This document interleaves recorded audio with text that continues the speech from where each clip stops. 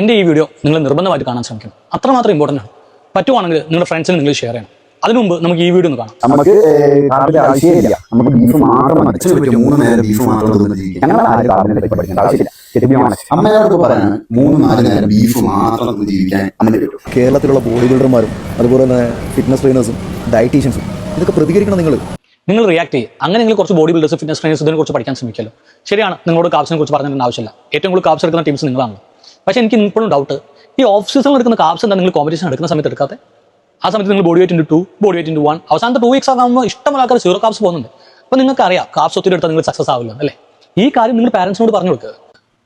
എല്ലാവർക്കും ഇപ്പോൾ carnival diet follow ചെയ്യാൻ പറ്റുന്നില്ല. പക്ഷേ അച്ഛനോടും അമ്മയോടും അമ്മൂമ്മമാരോടും പറയും, നിങ്ങൾ ഇത്രമാത്രം കാപ്സ് എടുക്കല്ലേ, നിങ്ങൾ പ്രോട്ടീൻ കൂടുതൽ എടുക്കുക. നമ്മുടെ അച്ഛനമ്മമാർ കഴിക്കുന്ന കണ്ടിട്ടുണ്ട് നിങ്ങൾ. 2 കഷ്ണം മീൻ വരെ 2 കഷ്ണം ചിക്കനാണ് അവരെ പ്രോട്ടീൻ എന്ന് പറയുന്നത്. ഒരുപാട് ചോറ്. അച്ഛാ അമ്മ അങ്ങനെയല്ല കഴിക്കണ്ടേ. നിങ്ങൾ ചോറിന് പകരം ഒരുപാട് പ്രോട്ടീൻ എടുക്കുക. മാക്സിമം കാപ്സ് കുറയ്ക്കുന്നു. നിങ്ങൾക്കൊരു കാര്യം അറിയോ, ഇന്ത്യയാണ് ഡയബറ്റീസിന്റെ ക്യാപിറ്റൽ എന്ന് പറയുന്നത്. അതിന്റെ ഹെഡാണ് കേരളം എന്ന് പറയുന്നത്. നമ്മളെ പോലെയുള്ള ആൾക്കാർ അച്ഛനമ്മമാരോട് ഒരുപാട് സന്തോഷങ്ങൾ പങ്കുവെക്കാറുണ്ടാവും. അവരോട് ഒരുപാട് ടൈം സ്പെൻഡ് ചെയ്യാറുണ്ടാവും. എന്നെങ്കിലും നിങ്ങൾ അവരുടെ സങ്കടങ്ങൾ മനസ്സിലാക്കിയിട്ടുണ്ടോ? അവരുടെ സ്ട്രെസ് നിങ്ങൾ മനസ്സിലാക്കിയിട്ടുണ്ടോ?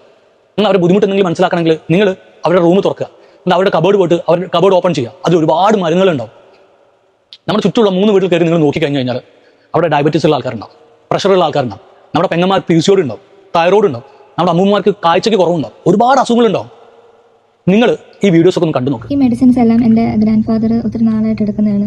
ഷുഗറിൻ്റെ ഉണ്ട്, ബ്ലഡ് പ്രഷറിൻ്റെ ഉണ്ട്, കാൽസ്യം ഉണ്ട്, അല്ലാതെ തന്നെ കിഡ്നി പ്രോബ്ലത്തിൻ്റെ ഉണ്ട്. എല്ലാം ഒത്തിരി നാളായിട്ട് എടുത്തുകൊണ്ടിരിക്കുന്നതാണ്.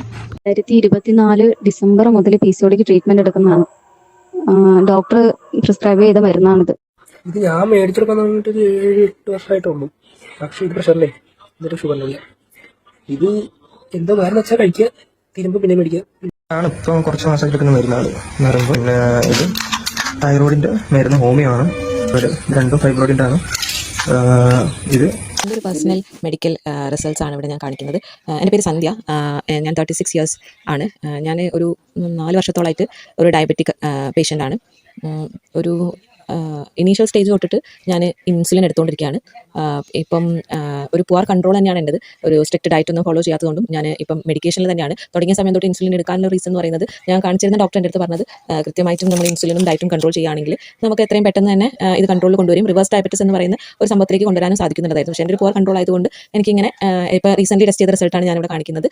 HbA1c 8.1 ആണ്. ദാറ്റ് മീൻസ് എന്താണ്, അത്രയും ഹൈ ആണ്, എൻ്റെ പുവർ കൺട്രോൾ ആണെന്നുള്ളത്. അപ്പോൾ അതുകൊണ്ട് ഇപ്പോൾ ഞാൻ ഫോളോ ചെയ്യുന്നത് സ്റ്റിൽ ഇൻസുലിനും അതോടൊപ്പം തന്നെ ടാബ്ലറ്റും കൂടി കൊണ്ടുപോയിട്ടാണ്. പിന്നെ എൻ്റെ ഫാമിലി ഹിസ്റ്ററി പറയുകയാണെങ്കിൽ എൻ്റെ അച്ഛനും അമ്മയും ഡയബറ്റിക് ആണ്. അച്ഛനൊരു 7 വർഷം മുൻപ് മരണപ്പെടുണ്ടായി. അതും എന്താണ്, ഈ ഡയബറ്റിസ് കാരണം തന്നെയാണ് അച്ഛനും എൻ്റെ മരണം സംഭവിച്ചിട്ടുള്ളത്. അച്ഛന് ഈ ഷുഗർ കൂടുകയും പിന്നീട് എന്താണ് ഈ പ്രോപ്പർ സർക്കുലേഷൻ ഒന്നും, ബ്ലഡ് സർക്കുലേഷൻ ഒന്നും നടക്കാതെ വന്ന് കാലിൻ്റെ ഫീറ്റ് ആംബ്യൂട്ട് ചെയ്യേണ്ടി വരികയും പിന്നീട് അതിനെ ഫോളോ ചെയ്ത് വന്നിട്ടുള്ള ഹാർട്ട് അറ്റാക്കിലൂടെയാണ് അച്ഛൻ മരണപ്പെട്ടത്.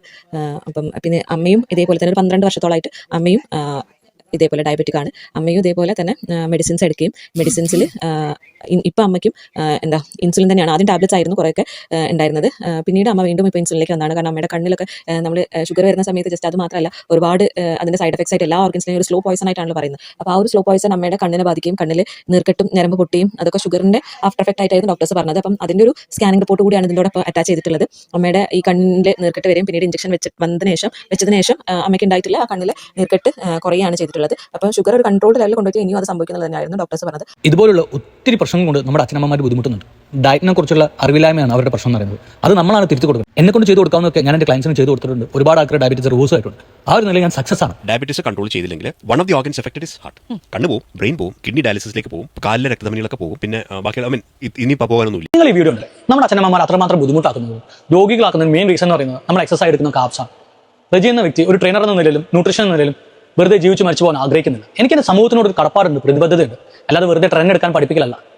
കോമ്പറ്റീഷൻ ഇറങ്ങുന്നതും മെഡിസിൻ എടുക്കുന്നത് ഓരോരുത്തർ പേഴ്സണൽ ചോദിച്ചു. നാളെ ഞാൻ കോമ്പറ്റീഷൻ ഇറങ്ങുന്നുണ്ടെങ്കിൽ ഞാനും എടുക്കും.